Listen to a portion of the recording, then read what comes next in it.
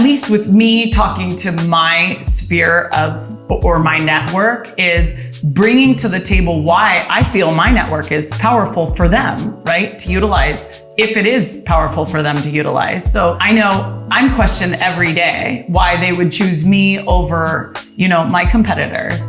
And I think the answer sometimes could be, I'm not your best choice, right? Whether it's because we don't speak the same language from a core value perspective, or I don't feel like I'll ever fulfill their expectation. For me, I'm okay saying no to business. So how do you feel about saying no to a potential partnership? Or are you really just like, hey, let's give it a try and figure out where this goes? Speed dater. I don't like to say no because my personality is like, I feel like I can help everyone, Right. When I do my personality test to try and find out who I really am, I'm always rated high as a coach, so I want to be able to help people and coach them through the process of the transaction, so it's hard for me to turn away people, but I can also read signs. I have a little bit of an emotional intelligence, so if it's not working, I'll know and step away. Do you set goals? Yeah, that's why I fail all the time. Well, that eliminates the other question. Have you failed? And what does that feel like? And how have you overcome that? So moving past that, what are your goals for 2020? More specifically, what are Orange County Real Estate Inc.'s goals for 2020? I'm not trying to scale. For me, in 2 years, scale has just happened just by me going through the motions of my business plan and doing the things every day that you have to do, those tedious tasks, the follow-up, right? All that stuff is difficult, but if you do that, it seems like I'm just scaling just because I'm doing what I'm supposed to be doing. Right. And so that's the most important thing, and the most important goal is to have a routine, and know what's important for your routine and know how to do it and just do it. So walk us through a daily routine for Eric Engelbert. It could be ugly. Listen, I have some ugly parts of my day every day. Well, I have 2 kids and they go to bed early and they get up early. So I don't even set my alarm. They get up before 6 every morning and wake me up. So that's fine. I'm up by 6. And the first thing I do is turn on my devices, get to some emails and stuff. The kids now are old enough to make their own food, so they do that. And I'll start with any emails that need to go out. But then I take a little bit of time, nearly an hour, to spend the mornings with my kids before they go to school.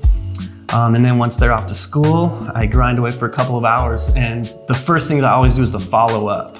So with the tech, I can see who's looking and what they're looking for. And sometimes these websites, it's hard to navigate through all of them and think people miss certain opportunities. So I'm always trying to find other opportunities that they're not seeing and then forward that to them and make sure, that's a big way I communicate with clients is I've noticed you've looked at these 35 homes, but here's number 36, 37, and 38 that you didn't notice, and they're very similar to what you told me you want.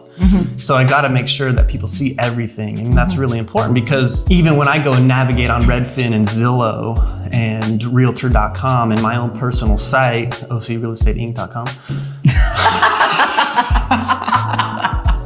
it's hard to find everything, and I don't know why it gets buried at the back, but like we were talking about these homes over $4 million that were been on the market for 2 years, those are buried. Fired. Those are buried at the end.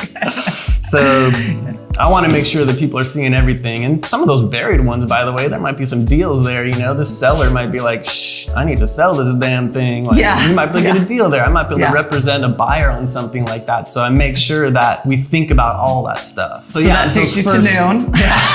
So that takes you to lunch. That's all. I'm exhausted. Yeah. And keep going. Does your day end at lunch?